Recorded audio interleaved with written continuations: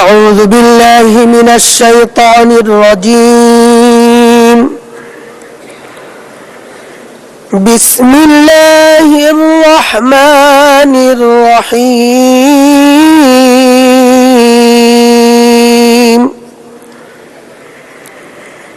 وكل إنسان ألزمناه طائره في عنقه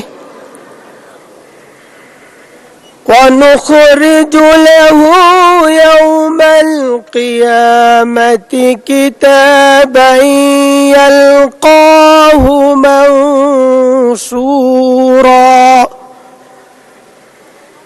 اقرأ كتابك كفى بنفسك اليوم عليك حسيبا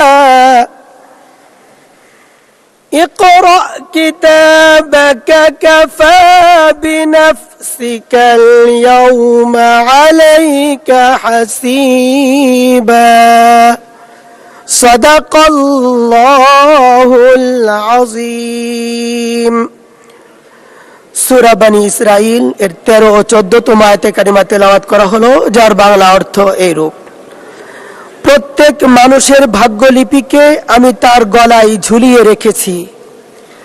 কিয়ামতের দিন তার জন্য তার আমলনামার একটি গ্রন্থ আমি বের করে দেব। সে তা তার সামনে খোলা অবস্থায় দেখতে পাবে। তাকে বলা হবে, পড়ো, এ হচ্ছে তোমার আমলনামা। আজ নিজের হিসাবের জন্য তুমি নিজেই যথেষ্ট। বারাকাল্লাহু লানা ওয়া লাকুম ফিল কুরআনিল আযীম। আসসালামু আলাইকুম ওয়া রাহমাতুল্লাহ।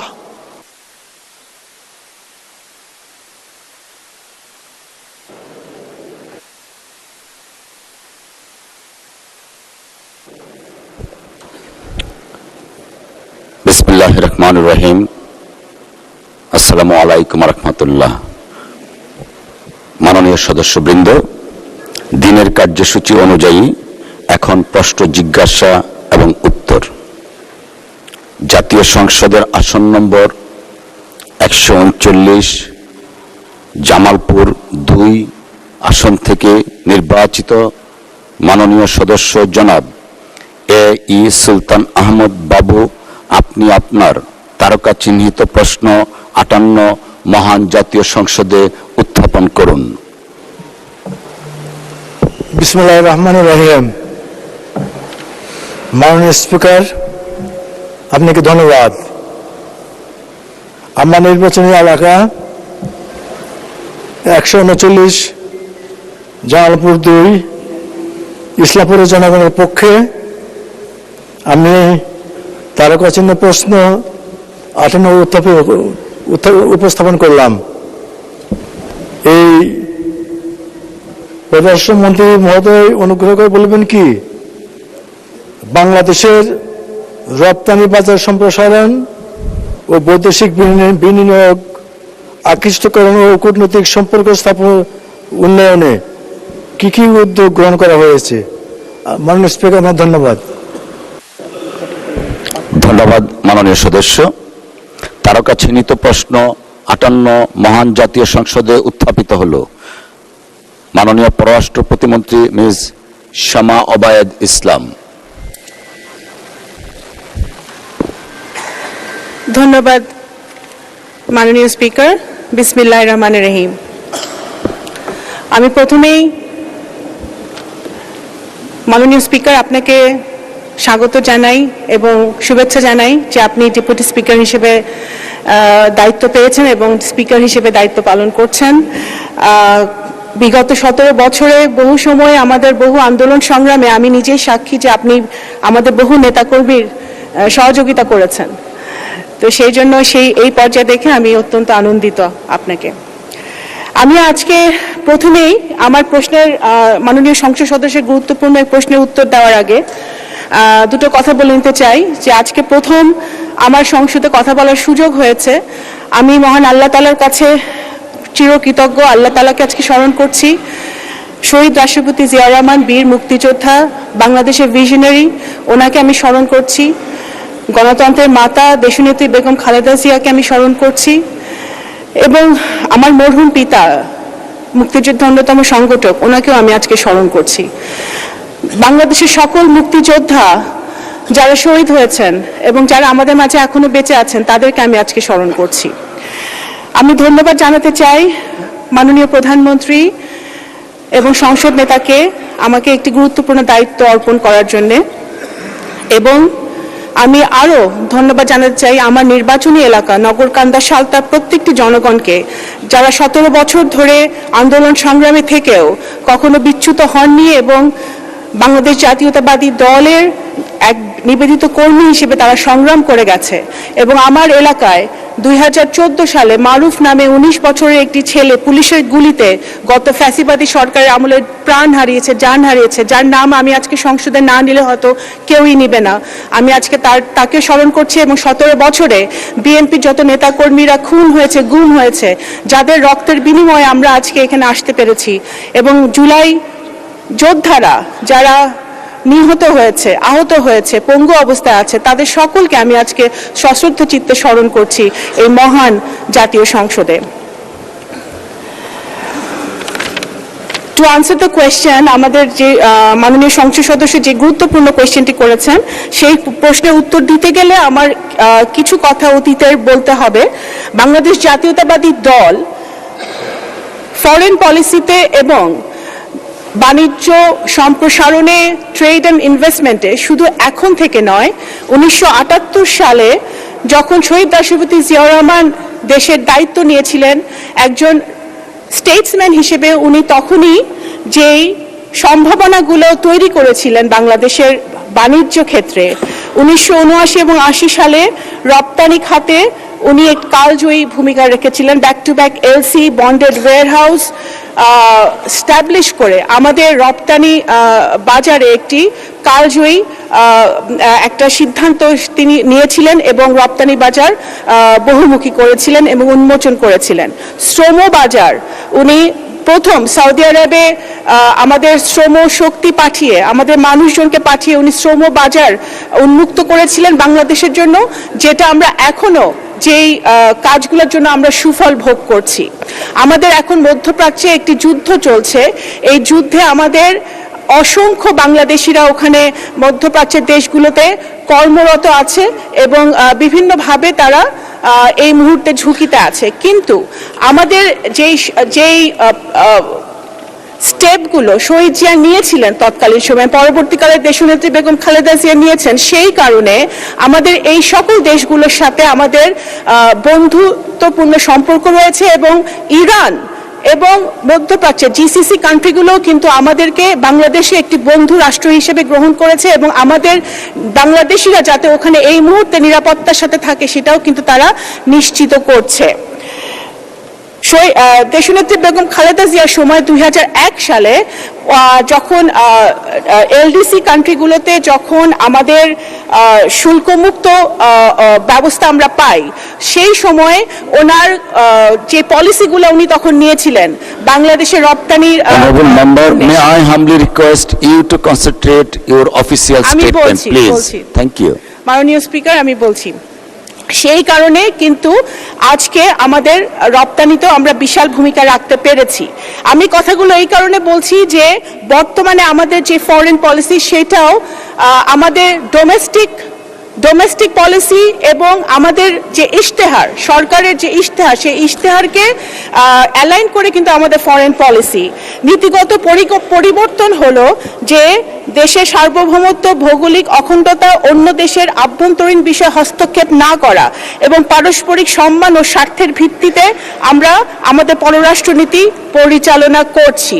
সেটা মাথায় রেখে আমাদের যে কনভেনশনাল যে বাজারগুলো আছে, ইউরোপ, আমেরিকা ছাড়া আমাদের নতুন যেই দেশগুলোতে আমরা বাজার সম্প্রসারণ করার ইতিমধ্যে কাজ শুরু করেছি মাননীয় প্রধানমন্ত্রীর নেতৃত্বে, সেগুলো হচ্ছে আপনার Thailand, Malaysia, Cambodia, Philippines, Vietnam, Singapore, Indonesia, Brazil, আমাদের আফ্রিকার দেশগুলো, বিভিন্ন দেশগুলোর সাথে আমাদের ইতিমধ্যে আমাদের দ্বিপাক্ষিক আলাপ আলোচনা হয়েছে এবং এই আলোচনার মধ্য দিয়ে তাদের সাথে আমাদের বিভিন্ন ফ্রেমওয়ার্ক এবং চুক্তি সম্প্রসারিত হচ্ছে, বাস্তবায়িত হচ্ছে এবং আমরা আশা করছি যে এই ফ্রেমওয়ার্কগুলোর মধ্য দিয়ে আমরা আরো নতুন নতুন বাজার আমরা খুলতে সক্ষম হব। আমাদের যে বাংলাদেশের যে পণ্যগুলো আছে, পাটজাত দ্রব্য, সিরামিক্স, ফার্মাসিউটিক্যালস এবং আরো Right, Honorable Member, Ms. Islam, may I humbly request you to concentrate your official statement, please.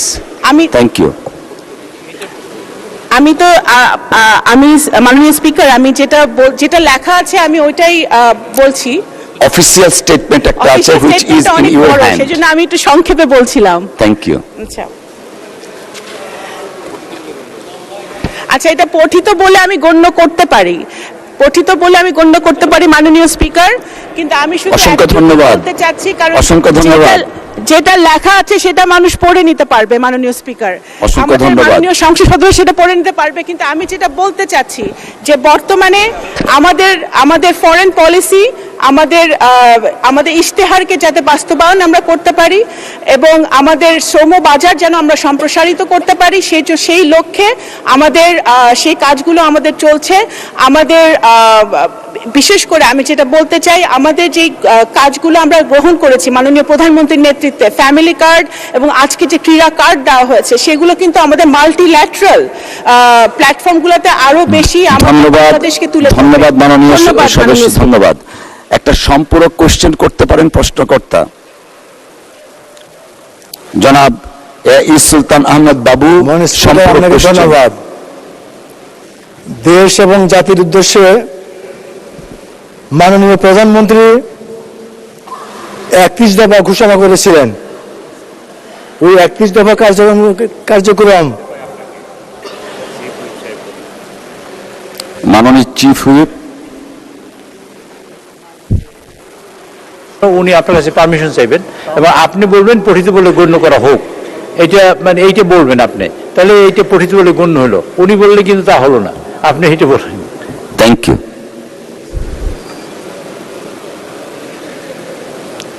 মাননীয় সদস্য জনাব এ সুলতান মাহমুদ বাবু, আপনার প্রশ্ন দয়া করে শেষ করুন। সম্পূরক প্রশ্ন। বাংলাদেশের রপ্তানি বহুমুখীকরণের লক্ষ্যে নতুন কোন খাতকে অগ্রাধিকার দেওয়া হয়েছে এবং সেক্ষেত্রে কি ধরনের নীতি সহায়তা প্রদান করা হচ্ছে? মাননীয় স্পিকার, আপনাকে ধন্যবাদ। মাননীয় প্রতিমন্ত্রী মহোদয়। মাননীয় স্পিকার, আপনাকে ধন্যবাদ। আমি ইতিমধ্যে আমার প্রশ্নে সেটা উত্তরটা বলেছি, তাও আমি বলতে চাচ্ছি যে আমাদের যেই বাংলাদেশ থেকে যেই পণ্যগুলো আমরা রপ্তানি করি তার মধ্যে উল্লেখযোগ্য হচ্ছে রেডিমেড গার্মেন্টস। আমাদের বিভিন্ন দেশে যায়, কিন্তু আমাদের বাণিজ্য সম্প্রসারণের জন্য এবং ডাইভার্সিফিকেশনের জন্য আমরা ফার্মাসিউটিক্যালস, পাট এবং পাটজাত দ্রব্য এবং বিশেষ করে আইটি সেক্টরে আমরা কাজ শুরু করেছি, যে আমাদের বিভিন্ন টেকনোলজি যে পণ্য এখানে বাংলাদেশে প্রোডাকশন করে আমরা যেন সেটা রপ্তানি করতে পারি।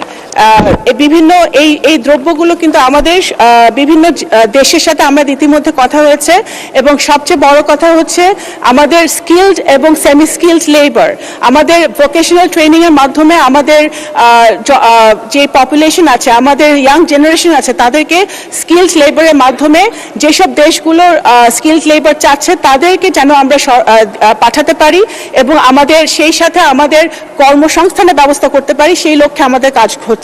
এই দেশগুলো হচ্ছে জাপান, দক্ষিণ কোরিয়া, অস্ট্রেলিয়া, কানাডা, আমেরিকা এবং আমাদের আফ্রিকার বিভিন্ন দেশে কিন্তু আমরা ইতিমধ্যে কথা বলছি। যেমন ব্রাজিল ইতিমধ্যে আমাদেরকে আগ্রহ প্রকাশ করেছে, ফিলিপাইন্স, ভিয়েতনাম, সিঙ্গাপুর, ইন্দোনেশিয়া আমাদেরকে আগ্রহ প্রকাশ করেছে এই সকল পণ্য তারা নেবার জন্য। সেই কাজগুলো চলছে এবং তাদের সাথে আমাদের ফরেন অফিস কনসালটেশনের মাধ্যমে আমরা কিন্তু কাজগুলো চালিয়ে যাচ্ছি। আমাদের যে মিশনগুলো আছে মাননীয় স্পিকার বিভিন্ন দেশে, সেই মিশনগুলো সেই স্ব দেশে আমাদের পণ্য এক্সিবিশনের মাধ্যমে এবং রোড শোর মাধ্যমে তারা কিন্তু আমাদের পণ্যগুলো সেই সকল দেশে তারা তুলে ধরছে এবং আমরা যাতে বাজারজাত করতে পারি সেই কাজে তারা কাজ করছে। ধন্যবাদ মাননীয় স্পিকার। ধন্যবাদ মাননীয় প্রতিমন্ত্রী। রিলেভেন্ট সাবজেক্টের উপরে একটা সম্পূরক কোশ্চেন করতে পারেন। এখন সম্পূরক প্রশ্ন করবেন ঢাকা 14 আসন থেকে নির্বাচিত মাননীয় সংসদ সদস্য মীর আহমেদ বিন কাসেম। ধন্যবাদ। মাননীয় স্পিকার, আপনাকে ধন্যবাদ। মধ্যপ্রাচ্যের সাথে সম্পর্কর স্থপতি হচ্ছে শহীদ প্রেসিডেন্ট জিয়াউর রহমান। আজকে সেই মধ্যপ্রাচ্য আগুন জ্বলছে, যুদ্ধ বিগ্রহে আমাদের বাংলাদেশের নাগরিক সেখানে মৃত্যুবরণ করেছে। জ্বালানি সংকটে বাংলাদেশে ইতিমধ্যেই 3 জন লোকের মৃত্যু হয়েছে জ্বালানি বিক্রি বিষয়ক বিরোধ নিয়ে। আমার প্রথম প্রশ্ন, জিয়াউর রহমানের সন্তান মাননীয় প্রধানমন্ত্রী এই সংকট নিরসনে কি ভূমিকা পালন করছেন?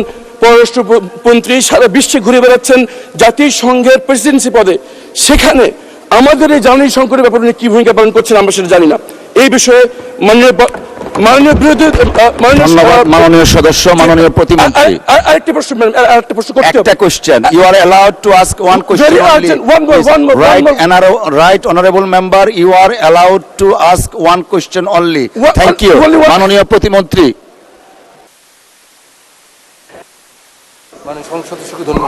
মাননীয় স্পিকার, আমাদের মাননীয় সংসদ সদস্যকে ধন্যবাদ জানাই। উনি বহু নির্যাতনের পরে উনি সংসদ সদস্য হয়েছেন, ওনাকে আমি সাধুবাদ জানাই। এবং উনি যে এখানে বসেছেন সেজন্য আমি ওনাকে কংগ্রেচুলেট করি। কিন্তু উনি তো ব্যারিস্টার মানুষ, লয়ার মানুষ, ওনার সম্পূরক প্রশ্নের অর্থ বোঝা উচিত, কারণ সম্পূরক প্রশ্ন এটা ছিল না। সম্পূরক প্রশ্ন এটা ছিল না। আপনার একটা প্রশ্নের উত্তর আমি দিতে পারি যেটা আমার মন্ত্রণালয়কে রেলেভেন্ট, সেটা হচ্ছে যে জ্বালানির জন্য, প্রথম কথা, জ্বালানির কোনো সংকট বর্তমানে বাংলাদেশে নেই। আচ্ছা, দ্বিতীয় কথা হচ্ছে এই জ্বালানি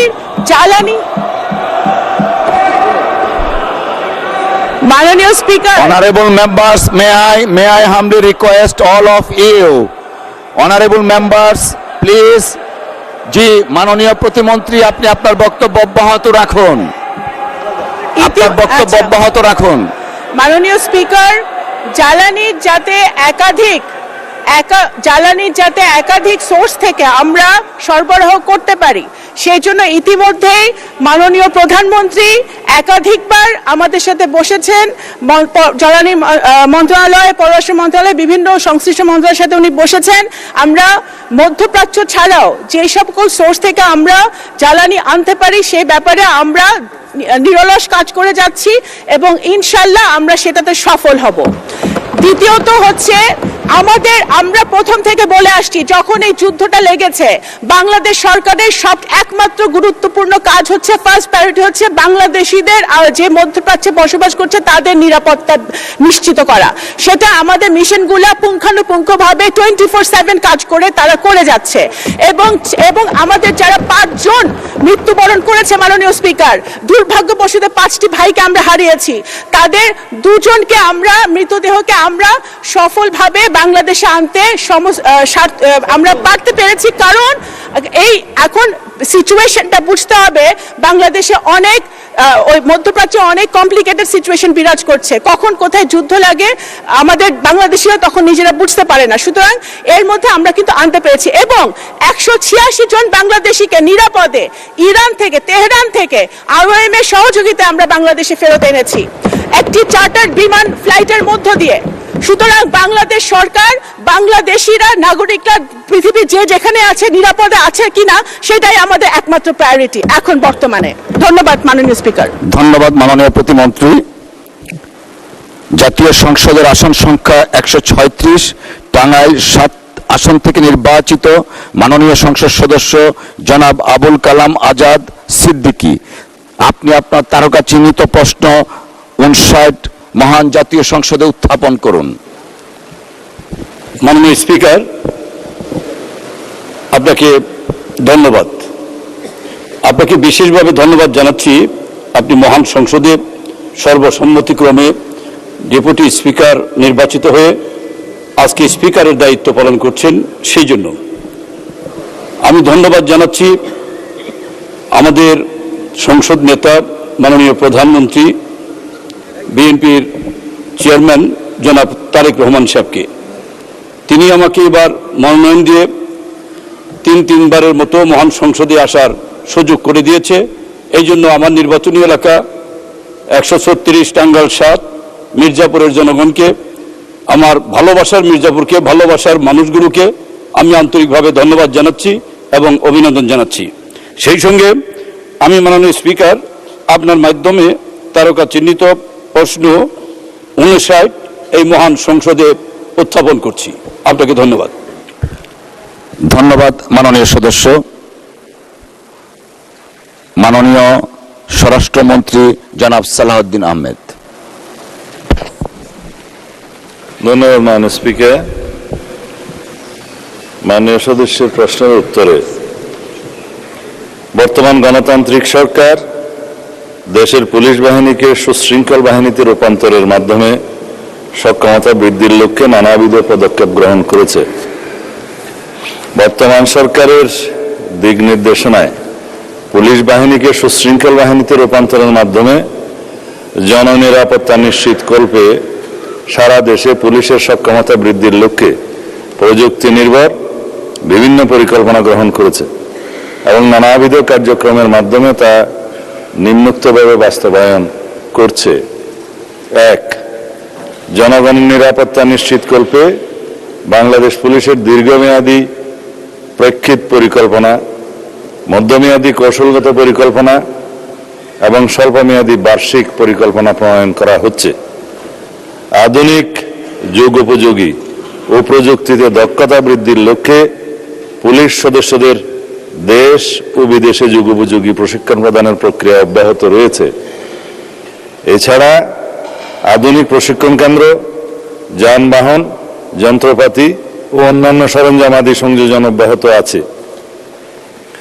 3. বৈজ্ঞানিক পদ্ধতিতে তদন্ত প্রক্রিয়া এবং প্রযুক্তির সুবিধা ব্যবহার করে জনগণের নিরাপত্তা নিশ্চিত করার জন্য বিভিন্ন কার্যক্রম অব্যাহত রয়েছে। 4. গুরুত্বপূর্ণ স্থানে সিসি ক্যামেরা স্থাপন এবং তথ্য প্রযুক্তির সহায়তা নিয়ে অপরাধী শনাক্তকরণ ও তাদের আইনের আওতায় নিয়ে আসার কার্যক্রম অব্যাহত রয়েছে। সিডিএমএস এর মাধ্যমে রেকর্ডকৃত মামলা, অপরাধীদের তথ্য সংরক্ষণ করা হচ্ছে, যা মামলা তদন্ত কার্যক্রম ও তদন্ত মনিটরিংয়ে সহায়তা করছে। থানায় অনলাইন জিডি ও অনলাইন পুলিশ ক্লিয়ারেন্স চালু করা হয়েছে। ধন্যবাদ মাননীয় স্পিকার। মাননীয় মন্ত্রী, আপনাকে ধন্যবাদ। মাননীয় সদস্য জনাব আবুল কালাম আজাদ সিদ্দিকী একটি সম্পূরক প্রশ্ন করতে পারেন দয়া করে। ধন্যবাদ। মাননীয় স্পিকার, আপনাকে ধন্যবাদ। বিগত ফ্যাসিস্ট এবং মাফিয়া সরকারের অধীনে পুলিশ বাদী হয়ে আমাদের নামে যে মামলাগুলি করেছে, আমাদের নেতাকর্মীদের নামে যে মামলাগুলো করেছে, অনেক মামলায় এখন পর্যন্ত নিষ্পত্তি হয়নি। পুলিশ বাদী হয়ে মামলা করার ফলে তারা এখনো কোর্টের বারান্দা দিয়ে ঘুরছে। পুলিশ সেই মামলাগুলো প্রত্যাহার বা আইনগতভাবে সিদ্ধান্ত নিয়ে নেতাকর্মীদের হয়রানির হাত থেকে রক্ষা করা উচিত বলে আমি মনে করি। দ্রুত সময়ের মধ্যে এই মামলা থেকে তাদের রক্ষা দেওয়া উচিত। সেই সঙ্গে আমার নির্বাচনী এলাকা টাঙ্গাইল 7 4 আগস্ট 2024 পুলিশের সঙ্গে যখন বিরোধ চলছিল, পুলিশ মিছিল করতে দিবে না, সরকারের বিরুদ্ধে পুলিশ যখন মিছিল করতে দিবে না, মাননীয় সদস্য দয়া করে আপনি সম্পূরক কোশ্চেন করেন, স্টেটমেন্ট না প্লিজ। রাজপথে মিছিল করছিল, এমন সময় পুলিশ গুলি করে আমাদের হিমেল নামে যুবদলের এক কর্মীকে 2টি চোখ অন্ধ করে দেয় এবং একজন রাস্তায় মৃত্যুবরণ করে। সেই পুলিশের নামে আমরা মামলা করেছি। আমার জানা মতে এখনো তাদের সেই ওসির বিরুদ্ধে কোনো ব্যবস্থা হয়নি, আমার জানা মতে সেই পুলিশের বিরুদ্ধে কোনো ব্যবস্থা গ্রহণ করা হয়নি এবং তাদের বিরুদ্ধে অনতিবিলম্বে ব্যবস্থা গ্রহণ করা প্রয়োজন বলে আমি মনে করি। মাননীয় স্বরাষ্ট্রমন্ত্রী, আপনি দয়া করে এই বিষয়টি আমাদেরকে নিশ্চিত করবেন। আমরা আর এগুলো দেখতে চাই না। ধন্যবাদ আপনাকে। মাননীয় মন্ত্রী। মাননীয় স্পিকার, মাননীয় সদস্যের প্রশ্ন ছিল পুলিশ বাহিনীকে কিভাবে সুশৃঙ্খল বাহিনীতে রূপান্তর করা যায় জনগণের নিরাপত্তা এবং কল্যাণ করার জন্য। যে প্রশ্ন উত্থাপিত হয়েছে এটা একটা বিশাল রাজনৈতিক প্রশ্ন। তা আমি আশা করি মাননীয় সদস্য আর কোনোদিন এটা হয়তো একটা নোটিশ আকারে যদি আনেন অথবা প্রশ্নোত্তর পর্বে যদি আপনি প্রশ্ন নিয়ে আসেন, আমি বিস্তারিত লিখিত এবং এখানে বক্তব্য দিতে পারবো।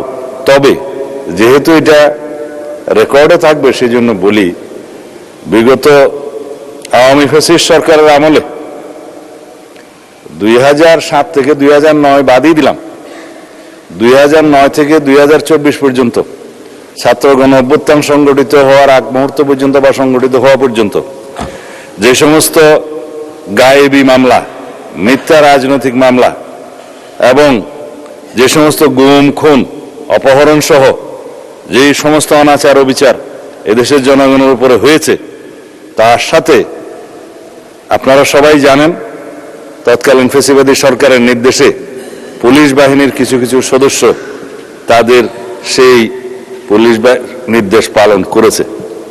5ই আগস্ট, আপনি 4 আগস্টের কথা বললেন, টাঙ্গাইলের একটি ঘটনা, দুঃখজনক ঘটনার, সেইটি তারই একটি অংশ এবং সেই ব্যাপারে মামলা দায়ের করা হয়েছে। তার অগ্রগতি সম্পর্কে যদি বিস্তারিত জানতে চান দয়া করে আরেকদিন একটি নোটিশ আনবেন, আমি সেই স্পেসিফিক মামলা সম্পর্কে আপনাকে অবহিত করতে পারবো।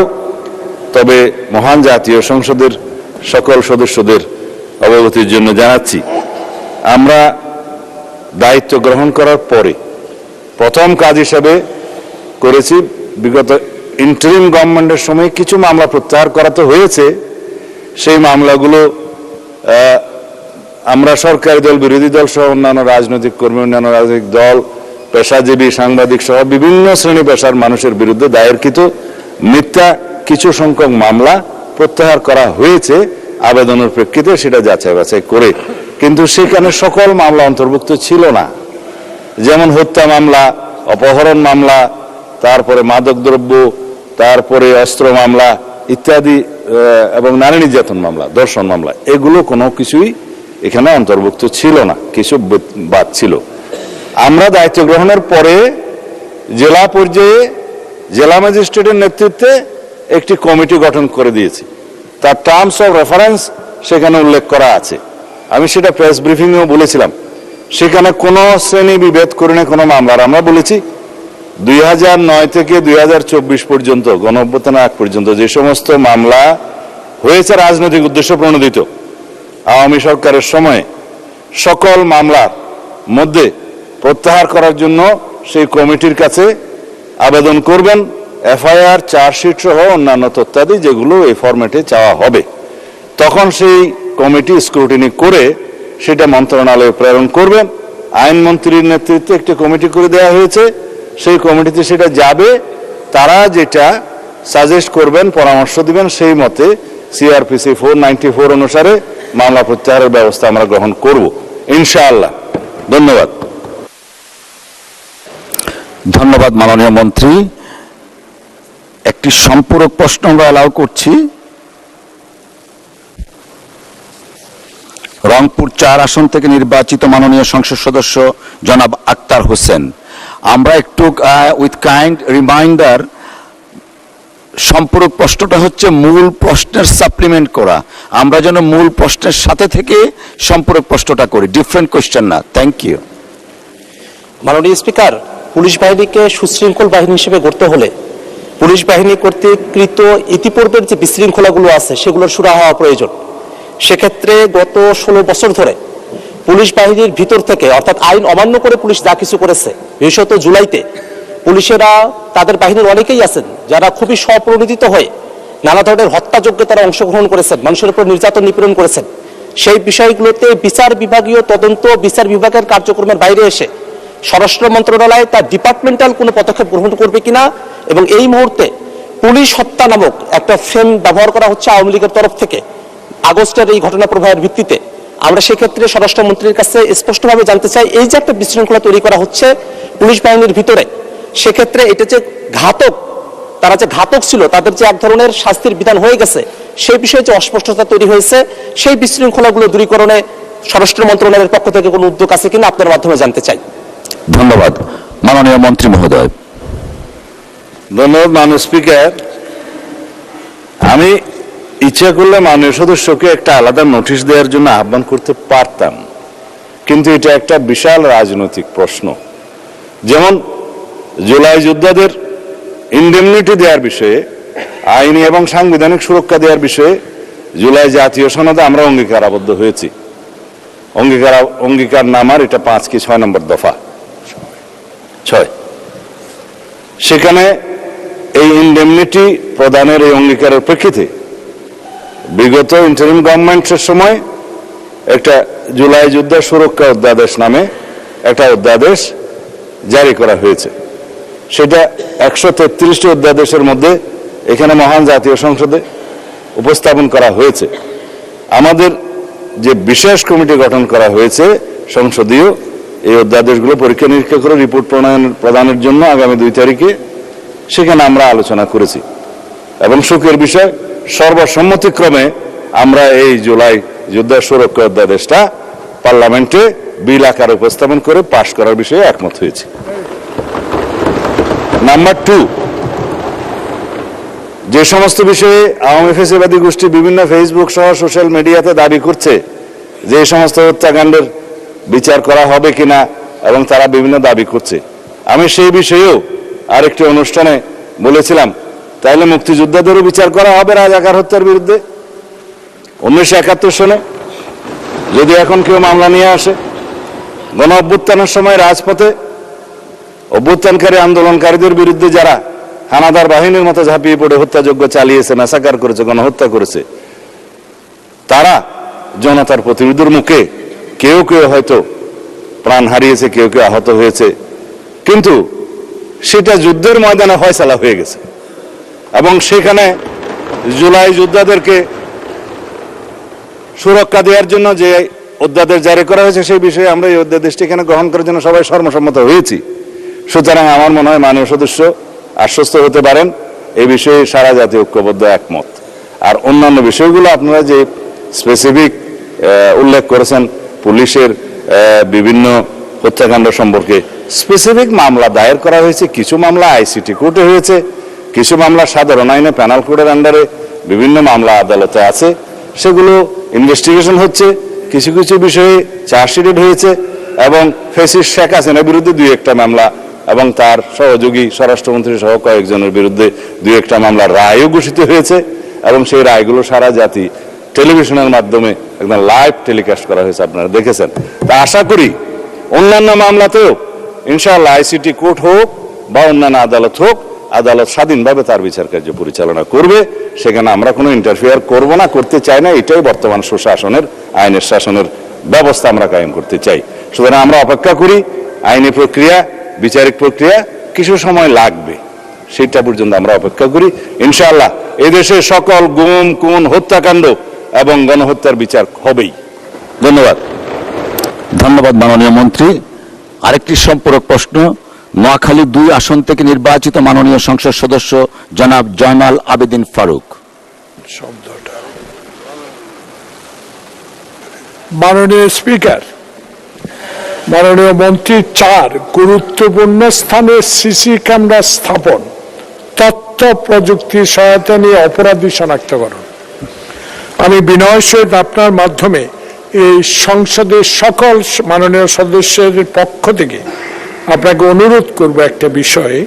17 বছর এবং জুলাই আগস্ট বিপ্লবে আওয়ামী লীগের কিছু সংখ্যক লোক দ্বারা, যেমন যুবলীগ, ছাত্রলীগ দ্বারা পুলিশের ড্রেস পরিয়ে যেভাবে অকথ্য অত্যাচার, খুন খারাপি করেছে, তাদেরকে আইনের আওতায় আনে বিচারের ব্যবস্থা করবেন কিনা আপনার মাধ্যমে মাননীয় মন্ত্রীকে এই প্রশ্নটা রাখতে চাই।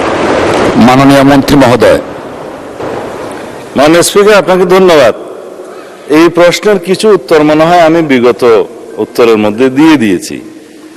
তারপরে শুধু সময় নষ্ট না করে পার্লামেন্টের সংক্ষিপ্তভাবে বলি, জুলাই অভ্যুত্থানকারীদের, জুলাই যোদ্ধাদের বিরুদ্ধে, সাধারণ জনগণের বিরুদ্ধে যারা সশস্ত্র হামলা চালিয়েছে, সে যে ড্রেস যেটাই হোক, সেটা যে বাহিনীর ড্রেসই হোক, এবং আওয়ামী সন্ত্রাসী গোষ্ঠী, যুবলীগ, ছাত্রলীগ, যারা যে বাহিনীর ড্রেসই পড়ুক, তারা সবাই অপরাধী এবং তাদের বিরুদ্ধে মামলা দায়ের হয়েছে, না হলে আপনারা দায়ের করবেন এবং সকল মামলার সুষ্ঠু তদন্ত হবে। বিচার করার দায়িত্ব বিচার বিভাগে, জুডিশিয়ারির, বিচার হবে ইনশাআল্লাহ। ধন্যবাদ। ধন্যবাদ মাননীয় মন্ত্রী। আমরা পরবর্তী কোশ্চেনে যাচ্ছি। জাতীয় সংসদের আসন সংখ্যা 9, দিনাজপুর 4 আসন থেকে নির্বাচিত মাননীয় সংসদ সদস্য জনাব মোহাম্মদ আখতারুজ্জামান মিয়া, আপনি আপনার তার প্রশ্ন 60 মহান সংসদে উত্থাপন করুন। মাননীয় স্পিকার, আপনাকে ধন্যবাদ। ধন্যবাদ আমার প্রিয় নেতা, প্রিয় প্রধানমন্ত্রী জনাব তারেক রহমানকে। ধন্যবাদ এই জাতীয় সংসদের সকল সদস্যবৃন্দকে। আমি মোহাম্মদ আখতারুজ্জামান মিয়া, 9 দিনাজপুর 4। আমার তারকা চিহ্নিত প্রশ্ন 60 মাননীয় অর্থ ও পরিকল্পনা মন্ত্রী বরাবরে। মাননীয় মন্ত্রী মহোদয়, অনুগ্রহ করিয়া বলিবেন কি বর্তমানে দিনাজপুর জেলার উন্নয়ন প্রকল্পের আওতায় এখানে কর্তৃক কোনো প্রকল্প চালু আছে কিনা, থাকিলে তাহা কি? মাননীয় স্যার, আপনার ধন্যবাদ। মাননীয় সদস্য, আপনাকে ধন্যবাদ। তারকা চিহ্নিত প্রশ্ন 60 মহান সংসদে উত্থাপিত হলো মাননীয় অর্থ ও পরিকল্পনা মন্ত্রী জনাব আমির খসরু মাহমুদ চৌধুরী। মাননীয় স্পিকার, আপনাকে ধন্যবাদ। দিনাজপুর জেলার উন্নয়নের জন্য বর্তমানে এককভাবে 2টি প্রকল্প একনেক কর্তৃক অনুমোদিত হয়। তবে মানব সম্পদ, স্বাস্থ্য, শিক্ষা, অবকাঠামো উন্নয়ন সহ বিভিন্ন সেক্টর ডিভিশনে অনুমোদিত উন্নয়ন প্রকল্পের মধ্যে দেশের অন্যান্য জেলা ও উপজেলার সাথে 30টি প্রকল্পে দিনাজপুর জেলা অন্তর্ভুক্ত রয়েছে। বাস্তবায়নাধীন প্রকল্পগুলো হলো, মাননীয় স্পিকার, এটা কিন্তু 3 পৃষ্ঠা, অনেক লম্বা। আমি পঠিত বলিও গণ্য করার জন্য অনুরোধ করি। মাননীয় মন্ত্রী, আমরাও সেটা বিবেচনা করছিলাম, পঠিত বলে গণ্য করা হলো। ধন্যবাদ আপনাকে। তবে এর সাথে আমি একটু যোগ করতে চাই, সেটা হচ্ছে এই প্রকল্পগুলো কিন্তু বিগত সরকারগুলোর সময় হয়েছে এবং এখানে উল্লেখযোগ্য 1300 অধিক প্রকল্প বাস্তবায়িত আছে এখন। এর মধ্যে 500 প্রকল্পে 500-র অধিক প্রকল্প 10% বাস্তবায়ন এখনো হয়নি। আমরা কিন্তু বিগত দিনের এই প্রকল্পগুলোকে রিভিউ করছি। অনেকগুলো প্রকল্পের মধ্যে এখানে অপচয়, দুর্নীতির ইস্যু রয়েছে। এই জন্য 1300 প্রকল্প রিভিউর আওতায় আছে। আমি যেটা বললাম, এর মধ্যে 500-র অধিক প্রকল্প 10% বাস্তবায়ন এখনো হয়নি। তো সুতরাং এটা আমরা যেটা রেকর্ড হবে সেখান থেকে বললাম। আর যেহেতু এটা বিগত দিনের সরকারগুলোর প্রকল্প, এগুলো নিয়ে আমার এর চেয়ে বেশি বলার কোনো সুযোগ নাই। তবে আশা করি আমরা যে প্রকল্পগুলো এখন গ্রহণ করছি, মাননীয় প্রধানমন্ত্রী এবং বিএনপির যে আগামী বাংলাদেশে দেশ গঠনের প্রকল্প যেগুলো গ্রহণ করছি, সেগুলোর মূল উদ্দেশ্য হচ্ছে গ্রামীণ অর্থনীতিকে চাঙ্গা করা, গ্রামীণ মানুষের জীবনযাত্রার মান উন্নয়ন করা। যদি গ্রামীণ অর্থনীতিকে চাঙ্গা করতে হয়, গ্রামীণ মানুষের জীবনযাত্রাকে মান যদি উন্নয়ন করতে হয়, তাহলে আমাদের প্রথম প্রায়োরিটি হবে গ্রামীণ অবকাঠামোগুলো উন্নয়ন করা। এর জন্য আমি আশা করি আগামী দিনে আপনাদেরকে আরো বেশি ভালো খবর, সুখবর এই সরকারের পক্ষ থেকে দিতে পারবো। মাননীয় স্পিকার, আপনাকে ধন্যবাদ। মাননীয় মন্ত্রী, আপনাকে ধন্যবাদ। জাতীয় আসন সংখ্যা 192 ঢাকা 19 আসন হতে নির্বাচিত মাননীয় সদস্য দেওয়ান মোহাম্মদ সালাউদ্দিন, আপনি আপনার তারকা চিহ্নিত প্রশ্ন 61 মহান সংসদে উত্থাপন করুন। আমি দেওয়ান মোহাম্মদ সালাউদ্দিন 192 সাবা আশুলিয়া নির্বাচনী এলাকা ঢাকা 19-এর পক্ষে তারকা চিহ্নিত প্রশ্ন 61 এই মহান সংসদে উপস্থাপন করছি। মাননীয় স্পিকার, আপনাকে ধন্যবাদ।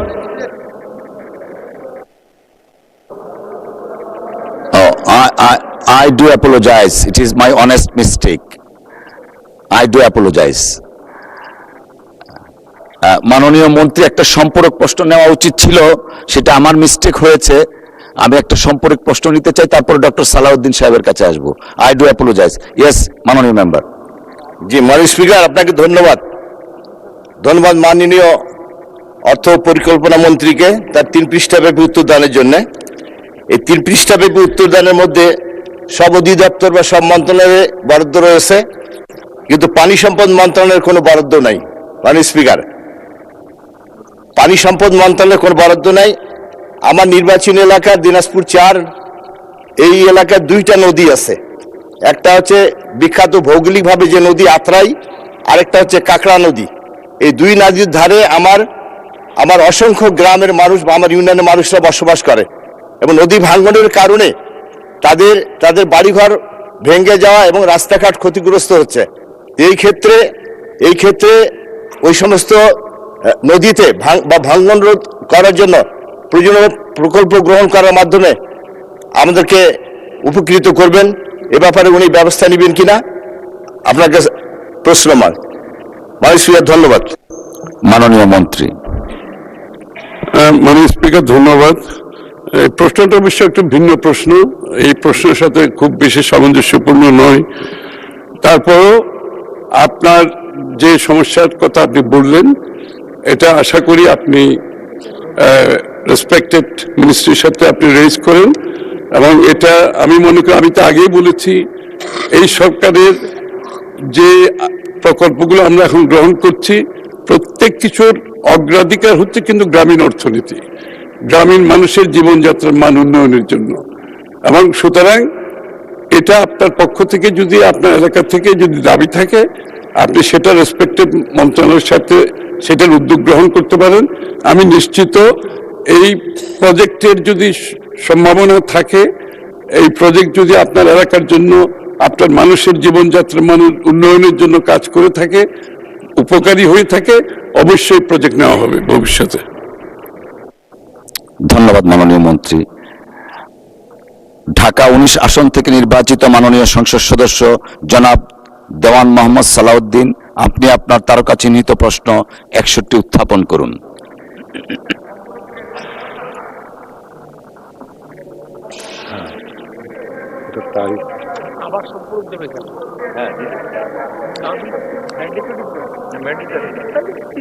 ঠিক আছে, আমরা দিব, ধারাবাহিকভাবে দিব, আমাদের সময় তো দেখতে হবে।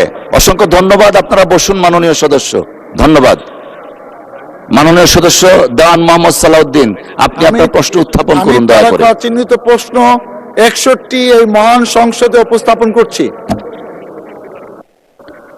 মাননীয় সদস্য, আপনাকে ধন্যবাদ। তারকা চিহ্নিত প্রশ্ন 61 মহান সংসদে উত্থাপিত হলো। মাননীয় মন্ত্রী, মাননীয় স্বরাষ্ট্রমন্ত্রী জনাব সালাউদ্দিন আহমেদ। মাননীয় স্পিকার, আপনাকে ধন্যবাদ। মাননীয় সদস্য জনাব দেওয়ান মোহাম্মদ সালাউদ্দিন তার প্রশ্নের উত্তরে ঢাকা জেলার সাভার মডেল থানা ও আশুলিয়া থানা এলাকায় প্রায় 1 কোটি মানুষ বসবাস করে। অত্যন্ত ঘনবসতিপূর্ণ জনবহুল এলাকা বিবেচনায় সাভার মডেল থানাধীন বিরুলিয়া ইউনিয়নের খাগান নামক এলাকায় পুলিশ তদন্ত কেন্দ্র স্থাপন এবং আশুলিয়া থানাধীন ইয়ারপুর ইউনিয়নের জামগড়া এলাকায় পুলিশ তদন্ত কেন্দ্র স্থাপনের প্রস্তাব প্রেরণের কার্যক্রম ঢাকা জেলায় প্রক্রিয়াধীন আছে। ধন্যবাদ। মাননীয় মন্ত্রী, আপনাকে ধন্যবাদ। মাননীয় সদস্য দেওয়ান মোহাম্মদ সালাউদ্দিন একটি সম্পূরক প্রশ্ন করতে পারেন। মাননীয় স্বরাষ্ট্রমন্ত্রী মহোদয়কে ধন্যবাদ জানাতে চাই যে আমার নির্বাচনী এলাকাতে আগামীতে 2টি পুলিশ তদন্ত কেন্দ্র স্থাপনের ব্যবস্থা উনি করে দিবেন এবং জামগড়া একটি সন্ত্রাসী, মাদক, কিশোর গ্যাং এবং চাঁদাবাজি অভয়ারণ্য ছিল। এরকম আরেকটি এলাকা হলো আমাদের আউকপাড়া এলাকায়, যেখানে প্রতি মাসেই মাদক নিয়ে দাঙ্গা, হাঙ্গামা ও মারামারি ঘটনা অব্যাহতভাবে চলছে। আমরা নির্বাচনী সময় প্রতিশ্রুতি দিয়েছিলাম যে এইসব সমস্যাগুলো আমরা নির্বাচিত হলে সমাধান করবো, আইন শৃঙ্খলা উন্নতি করব, কিন্তু আমরা এখনো সেটাকে সহনীয় পর্যায়ে নিতে পারি নাই। তাই আমি মাননীয় মন্ত্রী মহোদয়ের কাছে বিনয়ের সাথে বলছি, সাবা আপনি নিজেই বললেন যে 1 কোটি লোকের বসবাস এলাকায় এবং জুলাই গণ অভ্যুত্থানে 70-80 জন ছাত্র শ্রমিক জনতা এখানে শহীদ হয়েছেন। 7-8টি গাড়ি ওই সময় পুড়ে গেছে, সেই গাড়িগুলো এখনো থানায় বরাদ্দ হয়নি। একটা আইন শৃঙ্খলা অবনতি ঘটলে সেখানে পুলিশ স্টেশন থেকে ওখানে যেতে আধা ঘন্টা সময় লাগে, অনেক দামে সেখানে সন্ত্রাসীদের তারপর কিশোর গ্যাংদের খুঁজে পাওয়া যায় না। অতএব এই আউকপাড়া এলাকাতে মানুষ জিম্মি আছে, তার আশেপাশে এলাকা, অতএব বিশেষ বিবেচনায় আউকপাড়া এলাকায় একটা পুলিশ ক্যাম্প জরুরি ভিত্তিতে স্থাপনের কোনো উদ্যোগ মাননীয় স্বরাষ্ট্রমন্ত্রী মহোদয় নেবেন কিনা? মাননীয় স্পিকার, আপনাকে ধন্যবাদ। ধন্যবাদ মাননীয় সদস্য। মাননীয় মন্ত্রী। ধন্যবাদ মাননীয় স্পিকার। মাননীয় সদস্য 2টা পুলিশ তদন্ত কেন্দ্র স্থাপনের জন্য আজকে প্রশ্ন উত্থাপন করেছেন। আমি গত উত্তরে বলেছি, যেটা আপনাদের সামনে লিখিত আছে, পুলিশ তদন্ত কেন্দ্র স্থাপনের বিষয়টি মাননীয় স্পিকার নিকার বৈঠক পর্যন্ত যেতে হয়, প্রশাসনিক পুনর্বিন্যাস সংক্রান্ত কমিটিতে, মন্ত্রিপরিষদ কমিটি। এগুলো জেলা পর্যায় থেকে প্রস্তাব এসে স্ক্রুটিনি হয়ে মন্ত্রণালয়ের মাধ্যমে তারপরে প্রি নিকার হবে, এরপরে নিকার হবে, তখন তদন্ত কেন্দ্র স্থাপন হবে। এখন আপনার এলাকায় একটা রেগুলার পুলিশ থানা আছে, উপজেলা আছে, 2টা পুলিশ তদন্ত কেন্দ্র চাচ্ছেন, আরো একটি পুলিশ ক্যাম্প আপনি চাচ্ছেন, যেহেতু জনবহুল এরিয়া। এই পুলিশ ক্যাম্প কোথায় দরকার এবং সেই ক্যাম্পের এখতিয়ার মন্ত্রণালয়ের আছে, আপনি যদি একটা ডিউ দিয়ে মন্ত্রণালয়ে যোগাযোগ করেন, ইনশাআল্লাহ সেটা সমাধান করার ব্যবস্থা করব। আর পরিবহনের জন্য যেটা যানবাহনের ব্যবস্থা করার কথা বললেন, এখানে মাননীয় অর্থমন্ত্রী আছে, আমরা একটা প্রস্তাব অর্থ মন্ত্রণালয়ে প্রেরণ করেছি। বলতে গেলে প্রায় পুলিশের অর্ধেক যানবাহন বিগত গণ অভ্যুত্থানের সময় বিনষ্ট হয়েছে আর কি বিভিন্নভাবে। এখন সেগুলো ওভারনাইট আমরা পূরণ করতে পারছি না, প্রক্রিয়াধীন আছে। যখন আমরা এই যানবাহন ক্রয় করতে পারবো, মাননীয় অর্থমন্ত্রী যদি সদয় হন, তখন আপনাদেরকে বেশি করে যানবাহন দেওয়া যাবে। ধন্যবাদ মাননীয় স্পিকার। ধন্যবাদ মাননীয় মন্ত্রী। এই প্রসঙ্গে আমরা একটা সম্পূরক প্রশ্ন নিব। ওয়ান্স এগেইন আমি হাম্বলি মাননীয় সদস্যদেরকে রিকোয়েস্ট করব মূল প্রশ্নের সাথে সমন্বয় রেখে সম্পূরক প্রশ্ন করা। কুমিল্লা 4 আসন থেকে নির্বাচিত মাননীয় সংসদ সদস্য জনাব আবুল হাসনাত, আপনি একটি সম্পূরক প্রশ্ন করতে পারুন দয়া করে। ধন্যবাদ মাননীয় স্পিকার। সালাউদ্দিন সাহেবকে প্রশ্ন করলে আবার কখন নোটিশ দেওয়ার কথা বলে ফেলেন, তো সেই বিষয়টা নিয়ে সবসময় আমরা একটু সংকোচে থাকি। তো আমরা পুলিশ সংস্কার নিয়ে কথা বলছি, পুলিশের সুশৃঙ্খলা নিয়ে কথা বলছি। লাস্ট 1 মাস পুলিশের শৃঙ্খলা নিয়ে যখন আমরা স্বরাষ্ট্রমন্ত্রী মহোদয়, তো মাননীয় সদস্য জি বলতে দেন। মাননীয় সদস্য লেট মি হ্যান্ডেল। মাননীয় সদস্য, আমাদের পার্লামেন্টারি প্রসিডিউরে আমরা যাই।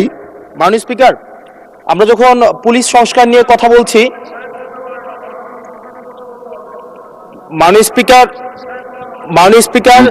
মাননীয় সদস্য আপনি দয়া করে বসুন। আমরা আশা করছি পরবর্তীতে আমরা সকল সদস্যগণ সংসদীয় যে নর্ম আছে, প্র্যাকটিস আছে, সেটা মেনে চলবো। Thank you. Yes, thank you মাননীয় স্পিকার। মাননীয় স্পিকার, পুলিশ সংস্কার নিয়ে যখন আমরা কথা বলি বা পুলিশের যে বিষয়গুলো, তৃণমূলের কিছু পুলিশের অনেক সমস্যা রয়েছে ইনস্ট্রুমেন্টাল। যেমন পুলিশকে যখন তদন্ত করতে পাঠানো হয়, ওই তদন্তের খরচ কিন্তু থানা থেকে দেওয়া হয় না, আর যেটা দেওয়া হয় সেটা কিন্তু অপ্রতুল। আমরা যখন পুলিশকে একটা কাজ করতে দিচ্ছি কিন্তু বাজেট দিচ্ছি না, পুলিশে একটা কালচার প্রচলিত রয়েছে, সেটা হচ্ছে ম্যানেজ করে নাও। এই ম্যানেজ করতে গিয়ে দেখা যায় পুলিশ দুর্নীতির বিভিন্ন কাজে তারা কনভেনশনালি জড়িয়ে পড়ে। যেমন কিছুদিন আগে আমাদের 26শে মার্চের প্রোগ্রাম হয়েছে, এবং সেটা হচ্ছে সবাই জানে এই 26শে মার্চের প্রোগ্রামে যে বাজেট দেওয়া হয়েছে প্রশাসনকে, সেই বাজেট এবং প্রোগ্রাম করতে গিয়ে যে খরচ হয়েছে সেটার মধ্যে কিন্তু আনুপাতিক অনেক ধরনের ব্যবধান রয়েছে। তখন যে কাজটা করতে হয়, পুলিশ ব্যবসায়ী থেকে তারপর হচ্ছে তার এলাকার বিভিন্ন প্রতিষ্ঠিত মানুষ থেকে কিন্তু অর্থ উঠাতে হয়। আমার মাননীয় স্বরাষ্ট্রমন্ত্রীর কাছে প্রশ্নটি হচ্ছে, এই যে পুলিশের যথাযথ বাজেট দেওয়া হবে কিনা, যাতে করে তাদের যে রুটিন ডেইলি অ্যাক্টিভিটিগুলো রয়েছে সেই ডেইলি অ্যাক্টিভিটিগুলো যথাযথভাবে তারা পরিচালনা করতে পারে, এবং তাদেরকে যেন ম্যানেজ করে নাও কালচারে যেন না যেতে হয়, এবং কোনো ধরনের দুর্নীতিতে যেন তাদেরকে যুক্ত না হতে হয়। ধন্যবাদ। আর একটা বিষয়, যদি সম্বোধন করার ক্ষেত্রে যদি ভুল হয়ে থাকে সেটা আমি অ্যাকনোলেজ করছি, কারণ আমার এই সংসদে আমি আসছি, আমার 27.5 বছর বয়স। সেখানে মাননীয় স্বরাষ্ট্রমন্ত্রী যখন সংসদে এসেছেন 1991 সালে, আর আমি জন্ম হয়েছি 1998 সালে। তো সেই জায়গাতে যদি কনভেনশনাল যে ভুল আছে আমরা সেগুলো সংশোধন করতেও রাজি। আমাদের যখনই আমাদেরকে নোটিশ করবেন আমরা সেটাকে সংশোধন করে নেব। ধন্যবাদ। ধন্যবাদ মাননীয় সদস্য। We are learning every day. ধন্যবাদ মাননীয় মন্ত্রী। মাননীয় স্পিকার, আপনাকে ধন্যবাদ। এটাই হচ্ছে পার্লামেন্টারি কালচার। আমি বয়স যাই হোক, মাননীয় সংসদ সদস্য হিসাবে আমাকে অ্যাড্রেস করতে হবে যে সদস্য প্রশ্নটি উত্থাপন করেছেন। আর্লি এজে পার্লামেন্টে আসাটা একটা সৌভাগ্যের বিষয়। আমরা সবারই উজ্জ্বল ভবিষ্যৎ কামনা করি।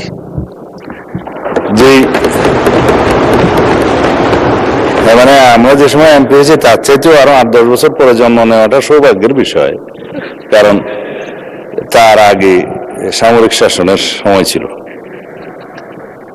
যে প্রশ্নটা মাননীয় সদস্য উত্থাপন করেছেন, বাজেটের মন্ত্রী তো আমার পাশে আছে। এখন আমরা অনুরোধ করব পুলিশ বাহিনীকে আরো বেশি কর্মক্ষম করা এবং দুর্নীতিমুক্ত রাখার জন্য যথাযথ বাজেট তিনি দেবেন, এবং সেই বিষয়ে আমরা আগামী বাজেট অধিবেশনে পুলিশের বাজেট বৃদ্ধির জন্য আমি একটা প্রস্তাব মাননীয় অর্থমন্ত্রীর কাছে মাননীয় প্রধানমন্ত্রীর মাধ্যমে করে রাখছি। এটা সত্য কথা যে পুলিশের যে পরিমাণ রিসোর্স দরকার, যে পরিমাণ বাজেট দরকার, সেই পরিমাণ আমাদের অর্থনীতি সহ্য করতে পারে না বলেই হয়তো আমরা দিতে পারি না। তবে আমরা একটা ট্রান্সপারেন্ট এবং জবাবদিহিমূলক পুলিশি ব্যবস্থা যদি কায়েম করতে চাই, পুলিশ যেন অন্য কোনোভাবে ম্যানেজ করার কালচার থেকে বেরিয়ে আসে, সেটা আমাদেরকে নিশ্চিত করতে হবে। ধন্যবাদ মাননীয় সদস্য। ধন্যবাদ মাননীয় মন্ত্রী। আমরা এই প্রসঙ্গে আরেকটা সম্পর্ক প্রশ্ন নিচ্ছি। ব্রাহ্মণবাড়িয়া 2 আসন থেকে নির্বাচিত মাননীয় সংসদ সদস্য রুমিন ফারহানা। অসংখ্য ধন্যবাদ। মাননীয় স্পিকার, ব্রুট মেজরিটি সবসময় বিপজ্জনক। অতীতেও আমরা সংসদে যখন ব্রুট মেজরিটি দেখেছি সেটা পরিণতি খুব ভালো হয়নি। মাননীয় স্পিকার, সে কারণে আমি বিনীতভাবে বলি, আমাদের সম্পূরক প্রশ্নের বিধিনিষেধ যদি এত কড়াকড়ি ভাবে করেন তাহলে আমরা কি করে মন্ত্রী পরিষদকে জবাবদিহিতার আওতায় আনবো? মাননীয় সদস্য, এটা এই অবস্থান থেকে করা হয়নি। We are abide by the rules and regulations of the parliamentary procedure, and I am hereby to declare that I cannot go beyond the procedure. I understand মাননীয় স্পিকার, কিন্তু তারপরেও একটু যদি উদার হই তাহলে বোধহয় ভালো হয়।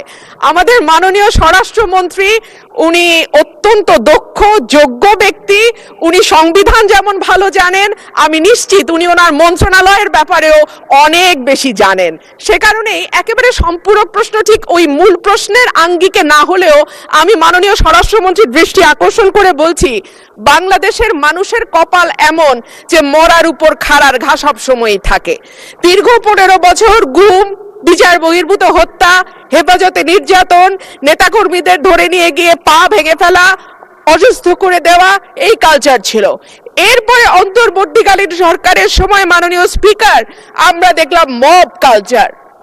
2024-এর সেপ্টেম্বর থেকে 2026-এর জানুয়ারি পর্যন্ত মাননীয় স্পিকার আমাদের যেই পরিসংখ্যান সেটা বলছে যে 250-300-র উপরে মানুষ নিহত হয়েছে এই মবের খপ্পরে পড়ে। আমার মাননীয় স্বরাষ্ট্রমন্ত্রীর কাছে প্রশ্ন, যেহেতু একটা খারাপ কালচার বাংলাদেশে শুরু হয়েছে এবং আমি নিজেও 21শে ফেব্রুয়ারি সেটার একজন ভুক্তভোগী, সেটা বন্ধ করার ব্যাপারে সরকার কি মেজার নিবে এবং স্বরাষ্ট্রমন্ত্রী এই ব্যাপারে কি কি পদক্ষেপ নেবেন? ধন্যবাদ। ধন্যবাদ মাননীয় সদস্য। মাননীয় মন্ত্রী। মাননীয় স্পিকার, আপনাকে ধন্যবাদ। মাননীয় সদস্যকেও অনেক বেশি ধন্যবাদ দিচ্ছি। এই মব কালচারের ইস্যুটি একটা ডিফারেন্ট ডিবেট, আলাদা ডিবেট হতে পারত। যত পরিসংখ্যান তিনি দিয়েছেন 24-এর 5ই আগস্টের পর থেকে এই 26-এর জানুয়ারি পর্যন্ত, সে পরিসংখ্যানটা আমার কাছে নাই। তবে আমাদের কাছে অনুমান আছে। আমরা সরকারের দায়িত্ব পেয়েছি, আমি এটা ক্ষমতা বলতে চাই না, আমরা এই রেসপন্সিবিলিটিটা পেয়েছি।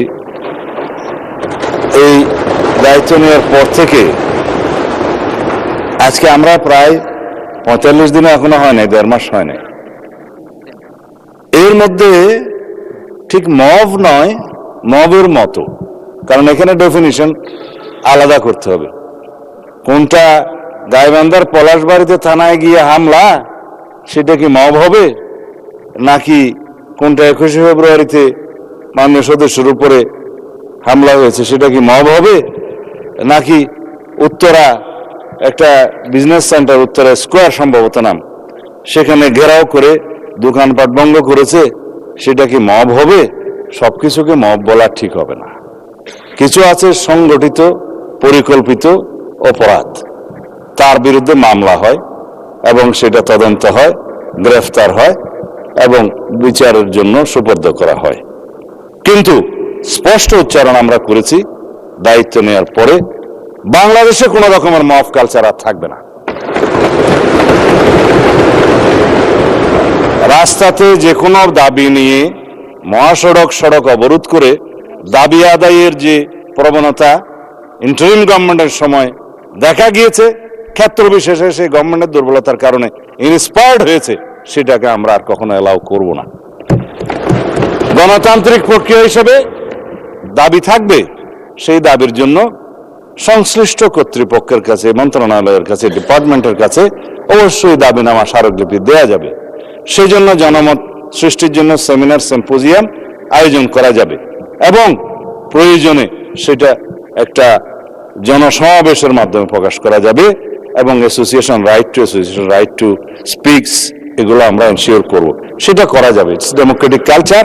কিন্তু মবের মাধ্যমে যেন আমরা সবাই এই সমস্ত দাবি আদায়ের প্রবণতা থেকে বেরিয়ে আসি।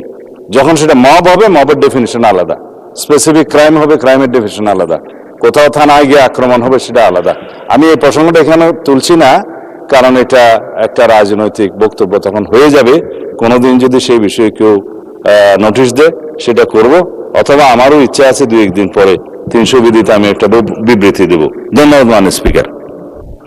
ধন্যবাদ মাননীয় মন্ত্রী। জাতীয় সংসদ আসন সংখ্যা 75, কুষ্টিয়া 1 আসন হতে নির্বাচিত মাননীয় সদস্য জনাব রেজা আহমেদ, আপনি আপনার তারকা চিহ্নিত প্রশ্ন 62 মহান সংসদে উত্থাপন করুন। মাননীয় স্পিকার, আপনাকে ধন্যবাদ। আমি মাননীয় মন্ত্রী মহোদয়ের কাছে তারকা চিহ্ন 62 নাম্বার প্রশ্ন উত্থাপন করলাম। মাননীয় সদস্য, আপনাকে ধন্যবাদ। তারকা চিহ্নিত প্রশ্ন 62 মহান জাতীয় সংসদে উত্থাপিত হলো। মাননীয় অর্থ ও পরিকল্পনা মন্ত্রী জনাব আমির খসরু মাহমুদ চৌধুরী। মাননীয় স্পিকার, আপনাকে ধন্যবাদ। কুষ্টিয়া জেলার উন্নয়নের জন্য এককভাবে একনেক কর্তৃক কোনো প্রকল্প গ্রহণ করা হয় নাই, এখন পর্যন্ত হয় নাই। তবে একনেক কর্তৃক অনুমোদিত অন্যান্য 33টি প্রকল্পের আওতায় কুষ্টিয়া জেলা অন্তর্ভুক্ত রয়েছে। বাস্তবায়নাধীন প্রকল্পগুলো হলো, মাননীয় স্পিকার, 3 পৃষ্ঠার অধিক। এটা কি পঠিত বলে গণ্য করা যেতে পারে? মাননীয় মন্ত্রী, পঠিত বলে গণ্য করা হলো। ধন্যবাদ। ধন্যবাদ আপনাকে। মাননীয় সদস্য, আপনি একটি সম্পূরক প্রশ্ন করতে পারেন। ধন্যবাদ। ধন্যবাদ মাননীয় স্পিকার। আমার মাননীয় মন্ত্রীর কাছে প্রশ্ন,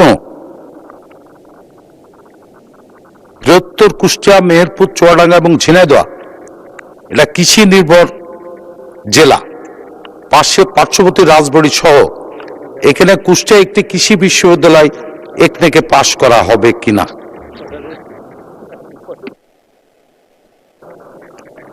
মাননীয় মন্ত্রী এরপরে চান, কেউ নাই তো?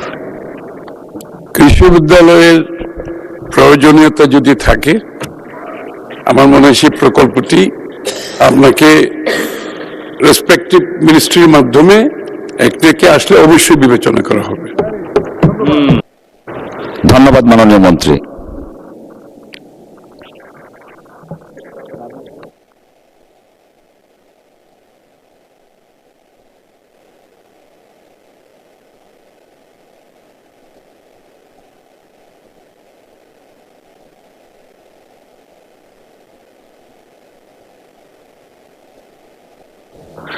একটি সম্পূরক প্রশ্ন আমরা নিতে পারি। কুষ্টিয়া 4 আসন থেকে নির্বাচিত মাননীয় সংসদ সদস্য মোহাম্মদ আফজাল হোসেন, আপনি রিলিভেন্সি রেখে একটি সম্পূরক প্রশ্ন করতে পারেন। মাননীয় স্পিকার, আপনাকে ধন্যবাদ। আমার নির্বাচনী এলাকা খুকসার গড়াই নদীর উপরে একটা ব্রিজ নির্মাণের ব্যাপারে দীর্ঘদিনের দাবি উঠে আসছে। এই ব্যাপারে এখানে কোনো সিদ্ধান্ত গ্রহণ হয়েছে কিনা বা পাশ করার কোনো পরিকল্পনা আছে কিনা মাননীয় মন্ত্রীর কাছে আমার জিজ্ঞাসা। ধন্যবাদ মাননীয় সদস্য। মাননীয় মন্ত্রী।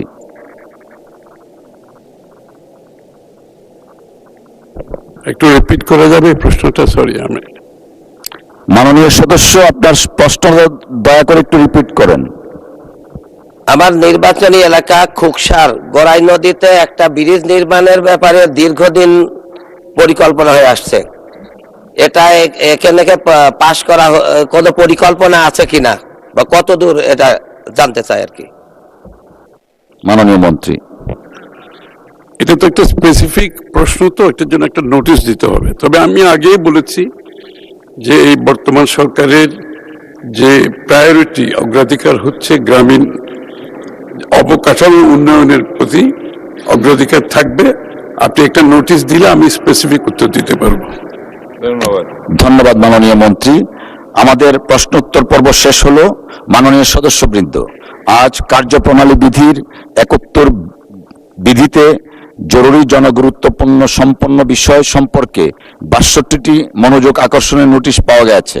নোটিশ দাতা মাননীয় সদস্যগণ হলেন মোহাম্মদ মুজিবুর রহমান চৌধুরী, মৌলভীবাজার 4, মোহাম্মদ নুরুল আমিন, রংপুর 6, মোহাম্মদ কামরুল হাসান, ময়মনসিংহ 6, রফিকুল ইসলাম, বগুড়া 1, মোহাম্মদ সেলিম রেজা, সিরাজগঞ্জ 1, রুমিন ফারহানা, ব্রাহ্মণবাড়িয়া 2, মোহাম্মদ জান্দাহার আলী মিয়া, মাদারীপুর 2, GM নজরুল ইসলাম, সাতক্ষীরা 4, মোহাম্মদ আব্দুল আলিম, বাগেরহাট 4, মোহাম্মদ সাদিক রিয়াজ, দিনাজপুর 2, মোহাম্মদ মুশারফ হোসেন, বগুড়া 4, মোহাম্মদ আখতারুজ্জামান মিয়া, দিনাজপুর 4, মোহাম্মদ আলী আসগার, পাবনা 3, ডাক্তার মোহাম্মদ মাহবুবুর রহমান, ময়মনসিংহ 7, জনাব সারওয়ার জামাল নিজাম, চট্টগ্রাম 13, জনাব মোহাম্মদ আশরাফ উদ্দিন, নরসিংদী 5, জনাব মোহাম্মদ আব্দুল গফুর,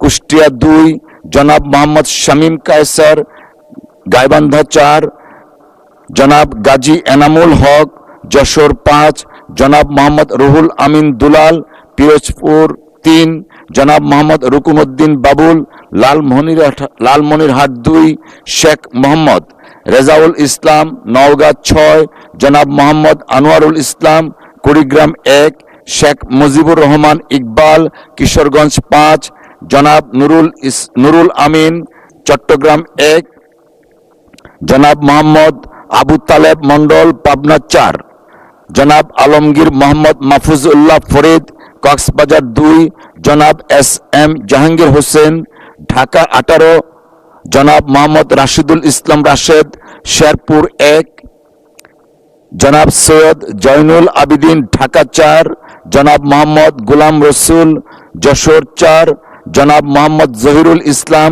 চট্টগ্রাম 16 জনাব মোহাম্মদ ফখরুল ইসলাম, নোয়াখালী 5 জনাব মুশফিকুর রহমান, ব্রাহ্মণবাড়িয়া 4 জনাব মোহাম্মদ আবুল খায়ের ভুইয়া, লক্ষ্মীপুর 2 মোহাম্মদ নুরুল ইসলাম, চাঁপাইনবাবগঞ্জ 3 জনাব মোহাম্মদ সেলিম ভুইয়া, কুমিল্লা 2 জনাব এ এম মাহবুব উদ্দিন, নোয়াখালী 1 জনাব মাসুদ সাইদি, পিরোজপুর 1 জনাব আব্দুল হান্নান মাসউদ, নোয়াখালী 6 মোহাম্মদ আজিজুর রহমান, যশোর 1 এম এ হান্নান, ব্রাহ্মণবাড়িয়া 1 মাহমুদুল্লাহ, ময়মনসিংহ 2 ফকর উদ্দিন আহমেদ, ময়মনসিংহ 11 মোহাম্মদ শহীদুল ইসলাম, ফরিদপুর 4 আল ফারুক আব্দুল লতিফ, নীলফামারী 2 জনাব এস এ জিন্না কবির, মানিকগঞ্জ 1 জনাব মোহাম্মদ মাজিদুর রহমান, গাইবান্ধা 1 শাহ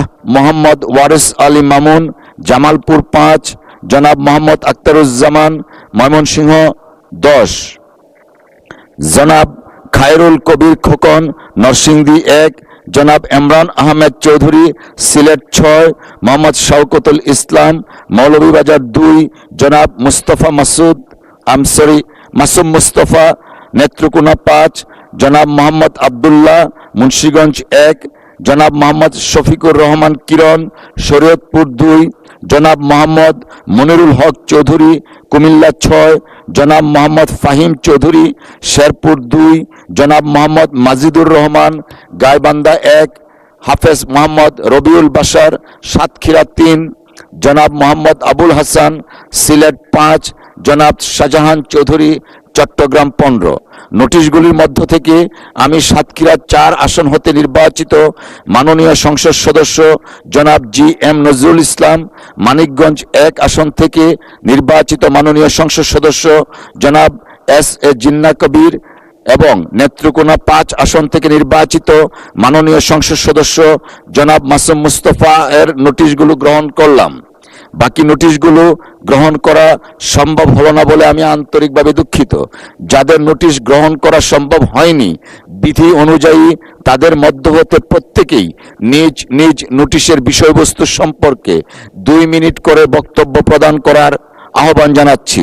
তবে মোট 30 মিনিটের মধ্যে যতজন সদস্যের বক্তব্য রাখা সম্ভব ততজন সদস্য বক্তব্য রাখবেন।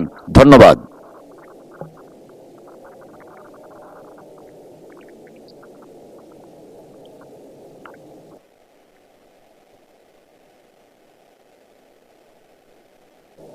মাননীয় সদস্য বসুন, আমরা কার্যসূচিতে আছি। Let it be finished first please.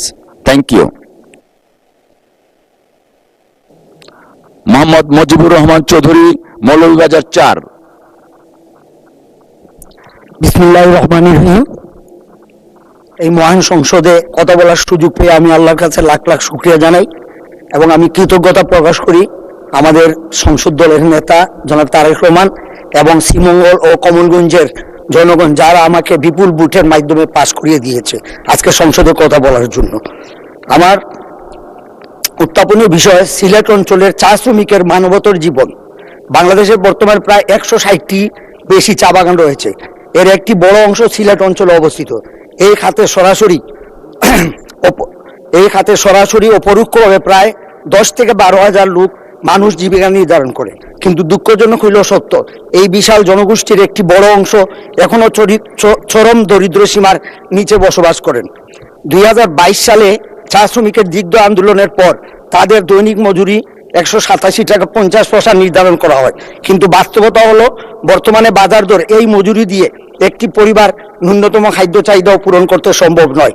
আন্তর্জাতিক শ্রম সংস্থার মানদণ্ড অনুযায়ী একটি শ্রমিকের ন্যায্য জীবনযাপনের জন্য যে মজুরি প্রয়োজন তার তুলনায় এটি অত্যন্ত অপ্রতুল।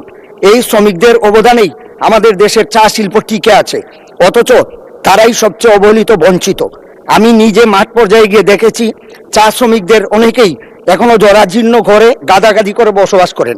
অনেক এলাকায় এখনো নিরাপদ পানির জলের অভাব, স্যানিটেশনের ব্যবস্থা অত্যন্ত দুর্বল, স্বাস্থ্যসেবার নামে রয়েছে নামমাত্র সুবিধা, যেখানে প্রয়োজনীয় ঔষধ বা চিকিৎসক দুটোই প্রায় অনুপস্থিত। আরও বেদনাদায়ক হইল এই শ্রমিকদের শিশুদের একটি বড় অংশ স্কুলে যেতে পারে না। অপুষ্টি, শিশু শ্রম এখনো একটি কঠিন বাস্তবতা। অনেক শিশু জন্ম থেকেই দারিদ্র্যের এক অদৃশ্য শৃঙ্খলে আবদ্ধ হয়ে পড়ে। এই মানুষগুলির কোনো দান বা অনুগ্রহ চায় না, তারা চায় তাদের শ্রমের ন্যায্য মূল্য। ধন্যবাদ মাননীয় সদস্য। জনাব মোহাম্মদ নুরুল আমিন, রংপুর 6। জনাব মোহাম্মদ নুরুল আমিন। আসসালামু আলাইকুম ওয়া রাহমাতুল্লাহ। আলহামদুলিল্লাহ ওয়াসসালাতু ওয়াসসালামু আলা রাসূলিল্লাহ। মাননীয় স্পিকার, আপনাকে ধন্যবাদ। আপনার মাধ্যমে আমার পীরগঞ্জ রংপুর 6 শহীদ আবু সাইদের রক্তস্নাত জমিন, পীরগঞ্জের সকল মানুষকে, ভোটারদেরকে আমি আন্তরিক ধন্যবাদ জানাচ্ছি, যাদের অক্লান্ত পরিশ্রমে এই মহান সংসদে কথা বলার সুযোগ হচ্ছে। মাননীয় স্পিকার, উদ্বোধনী প্রোগ্রামে, আমাদের সংসদের উদ্বোধনী অনুষ্ঠানে শহীদ আবু সাইদের সম্মানিত পিতা এখানে উপস্থিত ছিলেন সেই রিকশা চালক। দুঃখজনক হলেও সত্য, মাননীয় প্রধানমন্ত্রী সহ, স্পিকার সহ যারা এখানে বক্তব্য দিয়েছেন, তাদের নামটা তারা উচ্চারণ করলে তারা সম্মানিত হতেন, কিন্তু আমরা কেউই তাদেরকে সেই সম্মানটুকু দিতে পারিনি। মাননীয় স্পিকার, আমি কয়েকবার হাত তুলেছিলাম কথা বলার জন্য, কিন্তু শহীদ আবু সাইদের সেই পীরগঞ্জ থেকে এসেছি তো মনে হচ্ছে বৈষম্য আমার ক্ষেত্রেও প্রযোজ্য হয়েছে। শহীদ আবু সাইদের কবর জিয়ারতে সকল নেতৃবৃন্দ গেছেন, মাননীয় প্রধানমন্ত্রীও সেখানে গেছেন। আমার খুবই ভালো লাগছে মাননীয় প্রধানমন্ত্রী সামনে আমি বসা, কিন্তু সেই নির্বাচনী এলাকা আমার, শহীদ আবু সাইদের নির্বাচনী ওই। ধন্যবাদ মাননীয় সদস্য। ময়মনসিংহ 6 আসন থেকে নির্বাচিত জনাব মোহাম্মদ কামরুল হাসান। জনাব মোহাম্মদ কামরুল হাসান। আসসালামু আলাইকুম। মাননীয় স্পিকার, আপনাকে ধন্যবাদ। আমার নির্বাচনী এলাকা ময়মনসিংহ 6 ফুলবাড়ি আসনের জনগণের পক্ষ থেকে আপনাকে ধন্যবাদ জানাই আবারও। মাননীয় স্পিকার, আমাদের ফুলবাড়িয়া থেকে ময়মনসিংহ সদরের যে রাস্তাটি, এটি হচ্ছে 18 ফিট প্রশস্ত এবং এখানে প্রায় 1.5 শতাধিক বাস প্রতিদিন ঢাকায় যাতায়াত করে। পাশাপাশি এখানে শত শত সিএনজি, অটো রিক্সা, মালবাহী ট্রাক, পিকআপ এগুলো চলাচল করে। আমরা দেখেছি যে 10 মাইল এবং লক্ষ্মীপুর এলাকায় প্রতি মাসে 2-1টি দুর্ঘটনায় মৃত্যু এবং পঙ্গুত্ব বরণ করছে অসংখ্য মানুষ। আমি সড়ক এবং জনপথ বিভাগের অধীনে এই রাস্তাটি আমি 4 লেন করার জন্য মাননীয় মন্ত্রী মহোদয়ের দৃষ্টি আকর্ষণ করছি। এই রাস্তাটি যদি প্রশস্ত হয় তাহলে, এবং এই ফুলবাড়িয়া থেকে আসিম হয়ে বগারবাজার পর্যন্ত ত্রিশালের এই রাস্তাটি সংযুক্ত করে দেওয়া হয়, তাহলে দেখা যাবে প্রায় 40 কিলোমিটার রাস্তা ঢাকার সাথে কমে যাবে। আমি মাননীয় সড়ক পরিবহন মন্ত্রী মহোদয়ের দৃষ্টি আকর্ষণ করছি যাতে এটা সম্প্রসারণ করা হয় এবং 4 লেনে উন্নীত করা হয়। যদি এটা হয় তাহলে জামালপুর সহ ওই অঞ্চলের, এই মুক্তাগাছা থেকে যে রুটটা আসছে, ওই অঞ্চলের মানুষগুলো এই দিকে যাতায়াত করবে, ময়মনসিংহ শহরের যানজট নিরসন হবে। ধন্যবাদ মাননীয় স্পিকার। ধন্যবাদ মাননীয় সদস্য। বগুড়া 1 আসন থেকে নির্বাচিত জনাব কাজী রফিকুল ইসলাম। জনাব কাজী রফিকুল ইসলাম। মাননীয় স্পিকার, আপনাকে অসংখ্য ধন্যবাদ। আমি 71 বিতে মাননীয় স্বাস্থ্য পরিবার পরিকল্পনা মন্ত্রীর দৃষ্টি আকর্ষণ করেছি। মাননীয় স্পিকার, আজকের এই মহান সংসদে দ্বিতীয়বারের মতো আমাকে জনগণ অনেক ভোটের ব্যবধানে পাঠিয়েছে। আমি মহান আল্লাহ তাআলার শুকরিয়া জ্ঞাপন করছি এবং আজকের এই সংসদ নেতা এবং মাননীয় প্রধানমন্ত্রীর প্রতি কৃতজ্ঞতা জ্ঞাপন করছি এবং আমার এলাকার মানুষের পক্ষ থেকে ধন্যবাদ জানাচ্ছি। আমি আমার সারিকান্দি সোনাতলার সকল মানুষকে আমার ধন্যবাদ এবং কৃতজ্ঞতা জানাচ্ছি। মাননীয় স্পিকার, আমার উত্থাপনী বিষয় হল সোনাতলা উপজেলায় অবস্থিত 5 শয্যা বিশিষ্ট হাসপাতালটির 100 শয্যায় উন্নীতকরণ প্রসঙ্গে। মাননীয় স্পিকার, আমাদের এই সোনাতলা উপজেলার এই হাসপাতালটির ভিত্তিপ্রস্তর এবং উদ্বোধন দুইটাই আজকের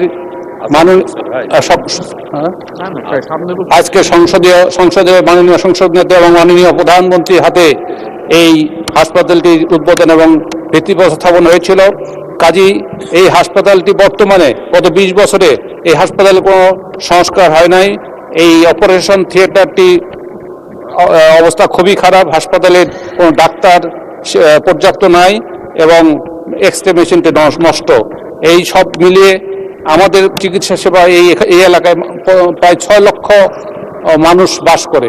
এই 6 লক্ষ মানুষের জন্য 50 শয্যা বিশিষ্ট হাসপাতাল এবং হাসপাতালের যে বর্তমান কর্মকাণ্ড, এইগুলো আমি নির্বাচনের আগে তাদের প্রতিশ্রুতি দিয়েছি।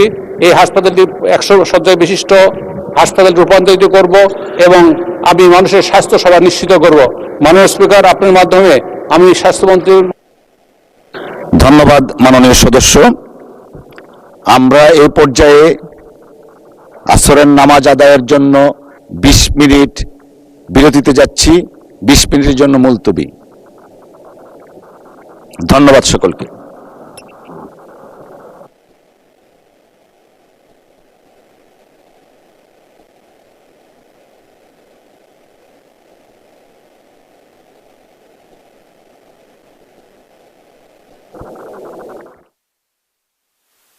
দেশে জ্বালানি তেলের মজুদ ও সরবরাহ সম্পূর্ণ স্বাভাবিক রয়েছে।